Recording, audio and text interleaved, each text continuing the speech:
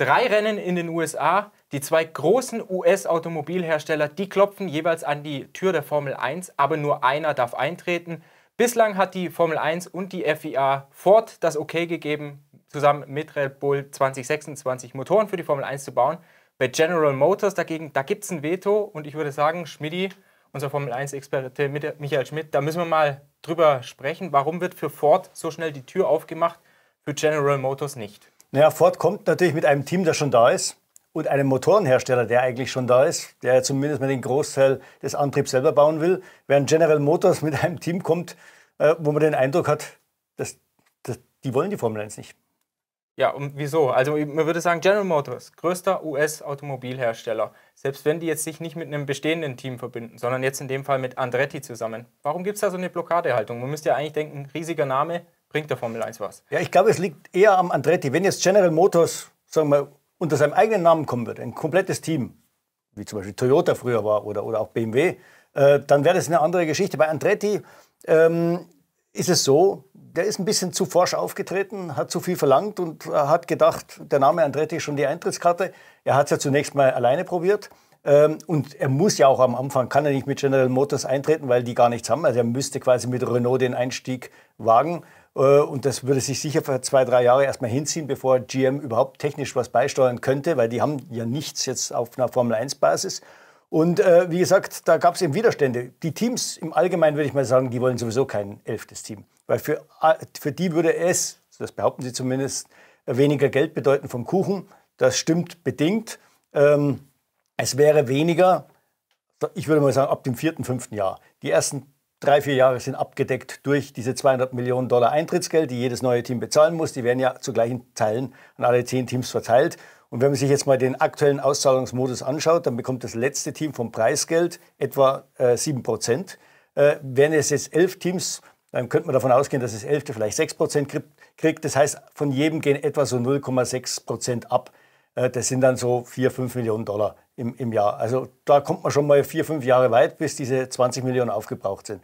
Also aber trotzdem, die Teams wollen kein 11. Team. Es wäre sicher ein Unterschied, wenn jetzt ein Hersteller, wie zum Beispiel Toyota früher oder jetzt General Motors, als Hersteller kommen würde unter seinem Namen. Dann, glaube ich, müssten sie die Blockade aufgeben. Da kann keiner mehr sagen, ja, wir verlieren hier Geld. Denn das Gegenargument wäre, hey, da kommt ein großer Automobilhersteller unter eigenem Namen. Das wäre so viel Publicity, das würde ja den Wert der Formel 1 steigern. Mhm. Ford springt ja auf diesen Red Bull-Zug gewissermaßen auf. General Motors will es mit Andretti machen. Wieso macht das ein Hersteller nicht mehr selbst? Ja, wie gesagt, es braucht einfach unglaublich viel Erfahrung und natürlich auch die Infrastruktur, um so einen Formel-1-Antrieb zu bauen. Man sieht es ja an Audi. Audi hatte ja schon was von seinem Le Mans-Einsatz. Also die fangen nicht bei Null an. Sie haben sowohl eine Infrastruktur als auch Erfahrung, logischerweise. Und da werden sie hauptsächlich davon profitieren, dass sie auf der Batterieseite und auf der Softwareseite vermutlich sogar einen Schritt weiter sind als die etablierten Formel-1-Motorenhersteller. Aber bei GM ist ja noch nichts da. Okay, die fahren gut in der IMSA-Serie mit, sind ja jetzt auch in Daytona knapp hinter Acura quasi Zweiter geworden, kann man sagen. Hinter den beiden Acura, also dann Dritter geworden. Aber das ist natürlich ein ganz anderer Motor als ein Formel-1-Antrieb. Also da müssten die schon noch viel Lehrgeld am Anfang bezahlen. Und jetzt ist ja ohnehin schon klar, die Motorenhersteller für 2026 haben sich eingeschrieben. Es sind 6 Hersteller. GM ist nicht dabei. Das heißt, sie können frühestens 2027 kommen, weil die nächste Einschreibefrist ist dann am 30. Juni. Also insofern würde es ohnehin schon bis 27 dauern. Hat General Motors und Andretti, haben die ganze Nummer vielleicht auch einfach schlecht verkauft? Weil du hattest vorher gesagt, sie würden erst mit einem Antrieb kommen, dann wahrscheinlich von Alpine erstmal, aber dann selbst eigene Technik bringen. Das wurde ja aber nicht so wirklich kommuniziert, oder? Nein, das wurde nicht kommuniziert. Das war also sehr schlecht. General Motors hat eigentlich überhaupt nirgendwo an irgendeiner Stelle mal gesagt, ja, wir wollen da auf jeden Fall Batterietechnologie, das Know-how liefern, wir wollen bei der Software mitmischen. Es ist relativ klar, dass sie zumindest am Anfang den Verbrennungsmotor nicht liefern können, weil sie einfach da viel zu weit weg sind. Dann fragt man sich natürlich sofort, ja, aber wie soll das gehen? Wer liefert quasi den Verbrennungsmotor? Ich glaube nicht, dass Renault begeistert wäre, jetzt nur den Verbrenner zu liefern und GM baut dann die anderen Elektrobausteine dran. Also das ist ein bisschen offen, muss ich sagen. Und das ist auch die Schwäche dieses Antrags bei Andretti. Man weiß zu wenig. Mhm. Renault ist dafür, eben weil man den Motor wahrscheinlich liefern würde. McLaren ist dafür, weil man mit Andretti in der IndyCar-Serie kooperiert. Die 8 restlichen Teams sind dagegen. Du hast gesagt, generell gibt es da schon mal Widerstand, wenn ein neuer Player kommt. Christian Horner sagt, ja, Finanzierung, natürlich geht es ums Geld, ist die eine Sache. Aber die andere Frage ist, wie konkurrenzfähig wäre jetzt überhaupt Andretti Cadillac? Nimmst du das ihm ab? Nimmst du das den Formel-1-Teams ab, dass sie glauben, die können gar nicht konkurrenzfähig sein? Das nehme ich Ihnen ab, weil wir haben ja die Erfahrung gemacht, 2010 kamen mit Lotus-Caterham, später wurde das Team ja dann zu Caterham, Marussia und HRT 3 neue Teams hinzu. Sie wurden mit falschen Versprechungen in die Formel 1 gelockt, wobei man bei den falschen Versprechungen sagen muss, Max Mosley hat es ernst gemeint mit den 50 Millionen Dollar Budget Cap, aber er kam nicht durch, weil die anderen Teams das blockiert haben. Also kamen sie in eine Formel 1, in der es kein Limit gab beim Geldausgeben. Die hatten aber eben bloß die 50 Millionen und vielleicht sogar weniger und waren natürlich wie ein Formel 2 oder Formel 3 Team im Feld von 10 Formel 1 Teams und sind nach 4, 5, 6 Jahren wieder abgerauscht und waren weg. Also diese Angst besteht schon. Und der Haas hat ja auch gezeigt und zeigt immer noch, wie schwierig es ist, sich in der Formel 1 zu etablieren. Und es ging auch nur, weil er 70% oder 60% bei Ferrari einkauft. Es ist ja nicht nur der Antrieb, es ist das Getriebe, es ist die Hydraulik, sind die Aufhängungen. Er macht eigentlich nur das, was er machen muss. Und das müsste auch ein Andretti machen. Und da kann er 10-mal sagen, ja, ich fahre schon seit 100 Jahren in der IndyCar-Serie. Das ist gar kein Vergleich. Das ist eine ganz andere Welt. Er müsste bei Renault das einkaufen, was man einkaufen darf. Geht das noch? Es geht nicht mehr in dem Maße, wie es bei Haas war, weil da haben sich die Regeln verschärft. Als Haas damals in die Formel 1 gekommen ist, waren ja einige andere Teams sauer. Zum Beispiel Force India war, glaube ich, der größte Gegenspieler. Die haben gesagt, als wir in die Formel 1 gekommen sind, mussten wir alles von Null aufmachen. Warum kommt jetzt da einer daher und quasi setzt sich ins gemachte Nest und hat schon mal 50, 60, 70% geliefert von einem großen Hersteller. Also da gab es richtig Widerstand, hat man dann die Regeln so ein bisschen geändert. Man hat auch keine freie Windkanalzeit mehr, wie sie die Haas hatte. Also bevor er eingetreten ist natürlich, da gab es kein Limit. Er hätte Tag und Nacht im Windkanal üben können. Der hätte auch CFD-Kapazitäten nutzen können bis zum Abwinken. Das alles ist nicht mehr da. Ein neues Team müsste sich an die Regularien halten, die auch für die anderen Teams gelten. Also das wird schon deutlich schwieriger.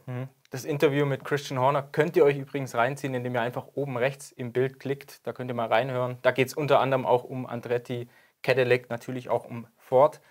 Und Schmidt, ich glaube, es ist aber auch so ein bisschen ein Machtspiel zwischen Formel 1 und FIA. Man hat es ja gesehen, bei Andretti, als sie kamen mit General Motors, wurde von der Formel 1 gar nichts kommuniziert. Jetzt bei Ford war Stefano Domenicali sogar mit in New York. Er hätte eigentlich auch mit auf die Bühne kommen sollen. Was war da eigentlich los? Er wurde ja gerufen und kam nicht. Ja, er wollte dann nicht, sagen wir mal, auftreten, wie es eigentlich der FIA-Präsident meistens macht und sich dann in den Vordergrund spielen. Stefano Domenicali war der Meinung, die Bühne gehört Ford, die Bühne gehört Red Bull und nicht ihm. Er war dort. Er ist auch dann danach auf die Bühne gegangen. Also als die Kameras ausgeschaltet waren, hat Christian Horner und dem Ford-Vorstand gratuliert. Also er war da, er unterstützt das Ganze natürlich. Und das war, muss man sagen, ein bisschen naiv von Michael Andretti, die Formel 1 da nicht zu informieren. Ich hätte an seiner Stelle auch Stefano Domenicali eingeladen zu der Pressekonferenz zusammen mit dem GM-Boss und ihm. Das hätte vielleicht das Eis ein bisschen gebrochen, so, aber hat man sich noch mehr in Konfrontation gestellt. Das Schlimme war eben auch, dass FIA-Präsident Mohammed bin Sulayem die Situation ein bisschen ausgenutzt hat und einfach gezeigt hat, so, wir sind diejenigen, die hier die Hosen anhaben und wir bestimmen, wer in die Formel 1 kommt und wer nicht. Und er hat es ja dann auch ganz offen gesagt, er sieht gar nicht ein, also wie kann man überhaupt darüber diskutieren, dass ein Name wie Andretti zusammen mit einem Hersteller wie General Motors nicht in die Formel 1 kommen soll. Gibt es da weiter Spannungen oder ist es so ein bisschen schon wieder Entspannungskurs zwischen den beiden? Es hat sich ein bisschen entspannt, weil die FIA ja Ende letzter Woche diesen Anmeldeprozess für neue Teams endlich mal zu Papier gebracht hat und auch veröffentlicht hat. Das war jetzt keine der berühmten Bomben, die der FIA-Präsident normalerweise fallen lässt, wo keiner vorher weiß, dass es sie überhaupt gibt. Er hat vorher die Formel 1 und auch die Teams in Kenntnis gesetzt und er hat netterweise, und das wurde auch von den anderen Parteien so wahrgenommen, erwähnt, dass die FIA nicht alleine entscheiden kann, wer jetzt da reinkommt und wer nicht, sondern dass das natürlich in Absprache mit der Formel 1 und den Teams passieren muss. Eine dieser Bomben war ja im letzten Jahr die Verkündung des Rennkalenders für 2023. Da ist er ja ein bisschen geprescht. Jetzt in dem, gerade erst nicht lange her mit der Nummer, dass die Saudis offenbar die Formel 1 kaufen wollten für 20 Milliarden, als Ben Sulayem gesagt hat, 20 Milliarden, Leute, hört mal auf, so viel ist die Formel 1 gar nicht wert. Da gab es ja, glaube ich, einen bitterbösen Brief von Liberty Media. Ja, da gab es einen bösen Brief und natürlich auch ein paar Gespräche. Das ist, weil Liberty natürlich ein börsennotiertes Unternehmen ist, auch nicht ganz ungefährlich, solche Aussagen zu machen. Das könnte ja den Börsenwert oder den Aktienkurs irgendwie beschädigen oder beeinflussen. Also ich glaube, die Message hat Bin Sulayem verstanden, dass er da ein bisschen aufpassen muss. Und wie gesagt, jetzt bei den Teams ist es jetzt so, ja, man hat sich jetzt so ein bisschen hinter den Kulissen darauf geeinigt. Es war ja am Anfang so, dass die Formel 1 gesagt hat, wenn überhaupt neue Teams, dann nicht vor 2026, bis das neue Concord Agreement mal unterschrieben ist. Da wird man bestenfalls Ende 23 jetzt dieses Jahr vielleicht dran gehen. Man kann davon ausgehen, dass es vielleicht 24 unterschrieben wird, dann für die Zeit ab 26. Und da soll ja dann drinstehen, dass quasi diese Entschädigungsgebühr für die anderen Teams von 200 wahrscheinlich auf 600 Millionen Dollar angehoben wird. Das ist natürlich unbezahlbar. Da kommt kein Mensch mehr rein. Das kann dann nur noch schmutziges Geld sein, das sowas kauft, weil 600 Millionen Dollar, das wäre quasi die Entschädigungsgebühr, aber da kommen ja nochmal 600 drauf, um das Team überhaupt aufzuziehen, um Garantien für die ersten 5 Jahre zu liefern. Also das hat keiner mehr. Das würde selbst ein großer Automobilhersteller nicht mehr machen, weil das gar nicht mehr zu vertreten ist. Eine Summe von über 1 Milliarde, um überhaupt da reinzukommen in diesen Club. Diese sogenannte Anti-Dilution-Fee, also diese Anti-Verwässerungsklausel. Also du glaubst nicht, dass Andretti da noch bereit wäre? Ist es auch vielleicht ein Zeitspiel der Formel 1? Es könnte eins sein, ja. Also ich glaube nicht, mit 600 kommt, da findet er die Investoren nicht, die ihm dann so viel Geld zahlen. Also der Andretti muss schauen, dass er davor reinkommt. Es ist jetzt so, also bei der Formel 1 sagt man auch so, wenn jetzt wirklich sich bei dieser Bewerbung es herausstellt, dass, egal wer, ob das jetzt ein Andretti ist oder jemand anderes, es gibt ja angeblich noch 2 ernsthafte Kandidaten darüber hinaus. Die FIA spricht sogar von 4 extra, also neben dem Andretti, wobei 2 sind also mehr oder weniger fake, hört man. Also es gibt angeblich 2 ernsthafte Bewerber noch zusätzlich zu Andretti. Wenn sich wirklich herausstellen sollte, bis zum 30. Juni, das ist ja dann die Frist quasi, bis dahin muss die FIA Farbe bekennen. Wenn sie die Anträge dann vorliegen hat, die müssen, glaube ich, dann bis Februar muss der Antrag gestellt werden, bis April wird dann geprüft und dann gibt die FIA bekannt, wer dann wirklich genau gecheckt wird. Also wenn dann bis zum 30. Juni das grüne Licht von der FIA kommt, dann muss sich natürlich auch die Formel 1 entscheiden. Die anderen Teams haben eigentlich nicht viel mitzureden. Sie werden sicher konsultiert werden, aber eigentlich haben sie kein großes Vetorecht. Dann könnte es vielleicht sein, dass einer 2025 oder 26 kommt. Lass uns nochmal auf Ford zu sprechen kommen. Verbindest du irgendwas Spezielles mit Ford, der Formel 1, was dir sofort in den Sinn kommt? Ja, bei Ford kommt einem natürlich dieser Superdeal sofort in den Sinn. Ich glaube, es war der beste Deal, den es jemals im Motorsport gegeben hat. Die haben damals 1967 100.000 Pfund Entwicklungsgeld an Cosworth bezahlt für einen Motor, der dann später 155 Rennen gewonnen hat. Der Cosworth V8, der hat damals, man muss es sagen, die Formel 1 gerettet. Das war eine Phase Ende der 60er Jahre, wo nicht viel Geld unterwegs war, wo viele Teams kaputt gegangen sind oder wirklich am Limit gekämpft haben. Und das große Problem war ja die Motorenversorgung. Und Cosworth hatte zunächst einen Exklusivvertrag mit Lotus, aber der galt nur 1967. Der wurde dann auch mit Zustimmung von Colin Chapman, dem Lotus-Gründer, aufgeweicht, weil man gesehen hat, man braucht Motoren für das Feld. Die anderen Teams haben die Motoren nicht hergekriegt. Es gab noch Ferrari, die ihren eigenen Motor gebaut haben, Honda. Die sind aber dann irgendwann ausgestiegen. Dann gab es noch so einen uralten Maserati-Motor. Also man brauchte einen Kundenmotor und den hat Ford Cosworth damals bereitgestellt. Und ich glaube, für Ford hat sich die Sache wirklich gelohnt. Später ist man dann ein bisschen mehr eingestiegen in diese Motorenentwicklung mit ein paar Leuten. Da hatte also Ford auch ein bisschen einen technischen Anteil daran. Das war dann auch schon bis in die Schumacher-Ära hinein. Aber Ford ist eigentlich schon eine Firma, die man mit Motorsport verbindet. Bei diesem legendären Motor hat Ford gebadgt, also praktisch sein Logo draufgeklebt, bezahlt dafür. Wie wird das jetzt sein mit dem 26er Motor? Wird das ein Ford-Motor oder fährt Ford mit Red Bull-Motoren? Ich würde mal sagen, das wird zu 80% ein Red Bull-Motor. Ford wird sicher sein Know-how zur Verfügung stellen, was Batterietechnologie angeht. Da ist Red Bull Powertrains auch nicht so toll aufgestellt, ist ja klar. Sie werden ihre Expertisen in Sachen Software bereitstellen. Also auf dem Gebiet wird da technisch was passieren, aber ansonsten, ich würde mal sagen, zumindest der Verbrenner und der Elektromotor, die werden von Red Bull Powertrains kommen. Was passiert mit Honda? In der Zwischenzeit fährt ja Red Bull weiter mit Honda-Motoren bis Ende 25. Honda hat sich für das Reglement 26 auch eingeschrieben. Hört man aus der Ecke was? Man hört relativ wenig bis jetzt. Also Honda ist mal eingeschrieben. Sie könnten sich rein theoretisch, könnten sie immer noch entscheiden, sich zurückzuziehen. Aber ich glaube, Honda hat gemerkt, erstmal sehen sie, wie die Formel 1 boomt. Und zweitens haben sie gemerkt, wenn der Erfolg wirklich da ist, das zahlt sich auch für Honda aus. Deswegen ist man ja auch wieder offiziell mit dem Namen Honda auf das Auto gegangen. Das war ja am Anfang der letztjährigen Saison nicht so. Da war man mehr oder weniger inkognito dabei. Also jetzt wird man mit dem Namen Honda auf dem Auto bis Ende 2025 fahren, weil man genau sieht, welchen Marketing-Impact das Ganze hat. Und ich glaube schon, dass die wieder in die Formel 1 wollen. Und eigentlich gibt es nur 3 Kandidaten. Ich glaube nicht, dass sie ein Team kaufen wollen, ist auch schwer möglich im Moment, aber sie könnten zumindest mal als Motorenpartner dabei sein. Das ist meiner Ansicht nach an erster Stelle steht für mich Aston Martin und dann sicher auch Williams und McLaren. Das sind alles 3 Kundenteams von Mercedes. Die könnten sich bei einer Partnerschaft mit Honda vom Kundenteam zu einem quasi Werksteam aufschwingen und ich glaube, das ist für alle 3 ziemlich interessant. Jetzt ist es ja so, dass Ford 26 kommt. Man fängt jetzt natürlich an, mit Red Bull gemeinsam zu entwickeln, aber wir haben jetzt 2023. Es sind noch 3 Jahre hin. Kann da vielleicht doch noch irgendwas passieren? Wir haben den aktuellen Hype um die Formel 1, aber der könnte ja auch irgendwann abflachen. Oder ist die Formel 1 bis 26 safe und dieser Boom geht einfach weiter? Nee, safe ist der Motorsport nie. Das ist das Problem bei uns. Also ich meine, so Ballsportarten, die können planen. Ja, da kann nicht viel passieren, außer eine Pandemie kommt dazwischen. Aber Motorsport ist natürlich immer abhängig von vielen Dingen. Es kann mal ein schwerer Unfall passieren, irgendein Auto fliegt in die Zuschauer. Man sagt zwar, es ist unmöglich, aber nichts ist unmöglich. Keiner von uns hätte jemals gedacht, dass ein Auto mit einem Traktor kollidieren kann oder dass ein Auto eine Feder verliert und die Feder fällt dem Fahrer, der hinterher fährt, auf den Kopf.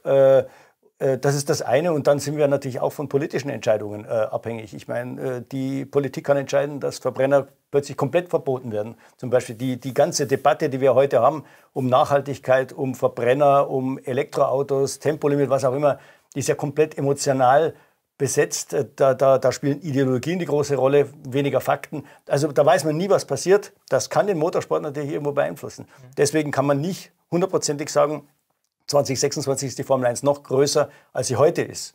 Wenn nichts dazwischen kommt, dann kann man davon ausgehen. Zum Schluss noch eine technische Frage. 26er Motor, rund 50% aus der Elektroreserve, rund 50% vom Verbrenner. Was passiert, wenn die Elektroreserve dann mal wegfällt? Fährt die Formel 1 dann nur noch mit 500 PS oder wie sorgt man davor, dass immer genügend Strom da ist? Gut, das ist bis jetzt ja auch nicht passiert, sagen wir, obwohl der Elektromotor wesentlich weniger Leistung beisteuert. Aber ich würde mal sagen, das ganz große Problem ist, diese 350 Kilowatt in die Batterie reinzukriegen, also das Rekuperieren. Meiner Ansicht nach hat die Formel 1 da mehrere Fehler gemacht. Das haben auch die Hersteller mit zu verantworten. Man hätte die Möglichkeit gehabt, an der Vorderachse zu rekuperieren. Dann kann man deutlich mehr in die Batterie mit einspeisen. Man hätte auch die Möglichkeit gehabt, statt einem V6 einen Vierzylinder-Reihenmotor zu nehmen, den man dann quer hinter dem Auto einbaut. Das hätte bedeutet, dass die Autos wesentlich kürzer werden. Kürzer, kleiner, heißt auch leichter, um dann eben beim Gewicht zu kompensieren, was vielleicht an der Leistung fehlt. Also da sind vielleicht ein paar Fehler gemacht worden und im Moment hirnen die Ingenieure der FIA darüber, wie das Auto der Zukunft aussehen muss, sodass man im Ernstfall auf den Geraden nicht einschläft, weil es ist ganz klar, die Autos müssen sehr, sehr viel früher in den Ladebetrieb gehen, als es jetzt tun auf den Geraden. Und dazu braucht man zum Beispiel Autos mit einer aktiven Aufhängung, die das Auto immer aerodynamisch in der bestmöglichen Position halten. Dazu braucht man eine aktive Aerodynamik, das heißt, dass sich die Flügel dann flach stellen, wie auch immer, sodass so wenig Luftwiderstand wie möglich auf der Gerade gegeben ist. Und das sind alles Fragen, die diskutiert werden. Auch hier ist schon wieder Streitpotenzial, weil die Teams sagen, sie wollen da mitreden. Zum Beispiel Mercedes stellt sich ganz klar auf den Standpunkt, die Autos müssen leichter werden, deutlich leichter werden. Aber das ist unheimlich schwierig, denn die Batterien werden größer, damit schwerer. Ja, Sicherheit, die kann man nicht aufgeben. Der Antrieb wird wahrscheinlich ein bisschen schwerer auch, als er jetzt ist. Und wo soll man das herkriegen, das Zeug? Also es geht eigentlich nur, dass das Auto kleiner wird. Da ist ja angedacht, den Radstand unter Umständen um 40 cm zu verkürzen. Da hätte eben so ein quer eingebauter Motor natürlich geholfen.